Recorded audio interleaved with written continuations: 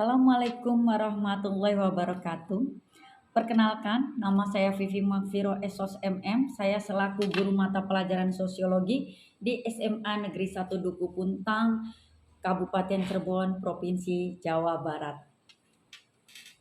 Baiklah, untuk pembelajaran kali ini, Ibu akan membacakan atau menyampaikan peta konsep yang harus kalian kuasai atau kalian pahami. Minimal kalian belajar sosiologi itu untuk yang kelas 11 ini kalian harus belajar yang apa sih? Yang tentang apa sih yang saya harus pahami atau saya kuasai seperti itu ya. Baik untuk anak-anak ibu tercinta, anak-anak ibu yang soleh-soleha, perhatikan ya. Ini peta konsepnya tentang masalah sosial dalam masyarakat. Nanti yang harus kalian kuasai atau kalian pahami, minimal kalian mengerti, pahami, yaitu dalam bab kedua ini, yaitu berbagai jenis masalah sosial di ranah publik. Publik itu umum gitu kan. Kemudian partikulerisme, kelompok dan dilema kepentingan publik.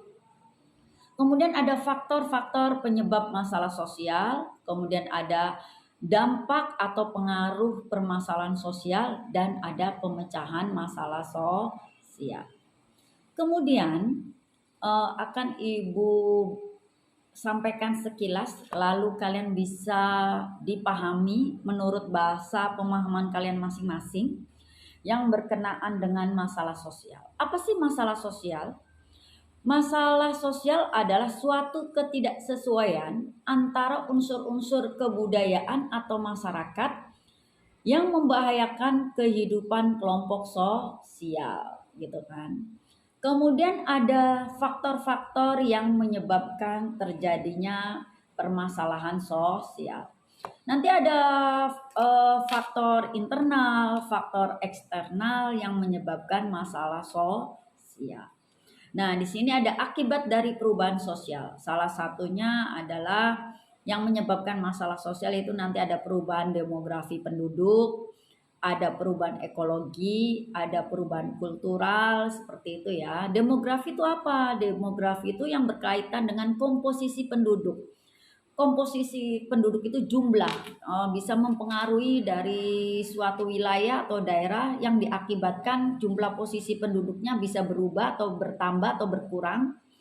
Bisa disebabkan oleh fertilitas, berarti bisa menyebabkan bertambahnya penduduk. Bisa juga adanya mortalitas atau kematian, itu bisa bisa menurunkan tingkat penduduk. Kemudian ada urbanisasi, transmigrasi, itu juga bisa salah satu mempengaruhi demografi penduduk. Kemudian perubahan ekologi, ada perubahan kultur, ternyata juga bisa menyebabkan masalah sosial dalam masyarakat. Akibat dari pembangunan sosial, ada pembangunan sosial adalah definisinya di sini suatu proses perubahan sosial yang meningkatkan taraf hidup masyarakat sebagai suatu keutuhan. Selanjutnya ada sepintas yang harus kalian kuasai berkenaan dengan partikulerisme kelompok dan dilema pembentukan kepentingan publik. Nanti ada dipelajari berkenaan dengan paham individualisme. Individualisme itu yang mementingkan bahwa kepentingan dirinya lah yang paling diutamakan, yang harus diutamakan gitu kan. Kemudian ada paham sosialisme, di sini dikatakan bahwa manusia makhluk sosial karena pada diri manusia ada dorongan dan kebutuhan untuk berhubungan dengan orang lain atau pasti membutuhkan orang lain. Tidak ada suatu individu personal sekalipun sebesar kekuasaannya tidak akan mampu hanya berdiri sendiri. Kemudian ada berbagai jenis masalah sosial di ranah publik. Salah satunya kemiskinan. Kemiskinan ini termasuk masalah sosial karena berkenaan dengan banyak orang. Nah, jenis-jenis kemiskinannya ada kemiskinan absolut atau mutlak, ada kemiskinan relatif, ada kemiskinan struktural, ada kemiskinan budaya atau kultural lah, seperti itu. Kemudian ada kriminalitas, ada kesenjangan sosial, Kesenjangan sosial itu ketidaksamaan atau ketimpangan akses untuk mendapatkan sumber daya yang tersedia. Ada kalangan tertentu atau kelompok tertentu yang pendistribusiannya menguasai baik secara sumber daya alam maupun sumber daya manusianya. Ada yang sama sekali tidak mampu. Sehingga timbul ketimpangan atau kesenjangan, antara yang kaya dengan semakin kaya, yang miskin semakin miskin, atau yang berpendidikan tinggi dengan yang mencolok sekali dengan yang masih belum melek huruf atau buta huruf. Kemudian ada ketidakadilan. Seperti itu. Coba kita perhatikan di gambar itu, bentuk ketidakadilan hukum seolah-olah atau memang di realitanya kita secara terbuka objektif saja gitu kan. Seolah-olah itu keadilan itu tajam ke bawah, tumpul ke atas. Lihat, itu ada ibu-ibu yang sedang memohon-mohon karena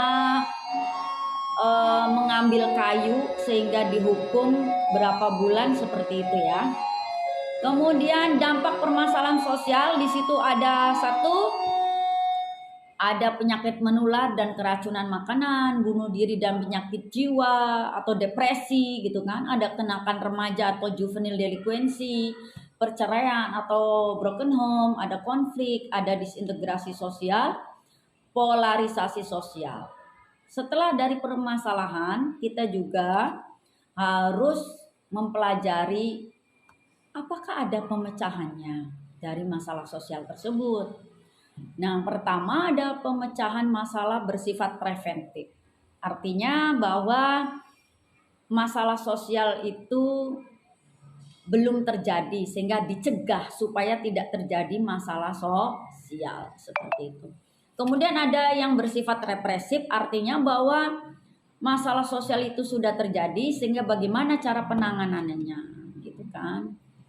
Kemudian yang ketiga adalah perencanaan sosial atau social planning. Direncanakan supaya segala sesuatu bentuk pembangunan itu tidak menimbulkan masalah sosial bagi masyarakat sekitar atau masyarakat secara umum, seperti itu.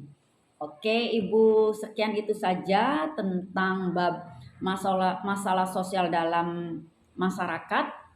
Semoga kalian semangat belajarnya. Kemudian nanti kalian diskusikan berkelompok, membuat nama-nama kelompoknya berdasarkan dari nama-nama tokoh sosiologi. Kemudian kalian cari tahu di tempat tinggal kalian masing-masing berkenaan dengan masalah sosial yang ada di desa atau tempat tinggal kalian masing-masing secara berkelompok.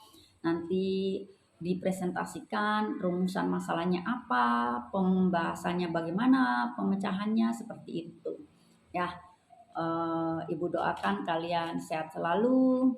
Semoga dalam memberikan transmission of culture-nya kalian itu dimudahkan. Semoga dimudahkan untuk pemahamannya seperti itu ya. Sehat selalu, semangat seperti itu. Ibu berikan sedikit nasihat, jangan beritahu orang-orang tentang rencanamu, tapi tunjukkan pada mereka hasilmu, seperti itu ya. Baik, terima kasih. Assalamualaikum warahmatullahi wabarakatuh.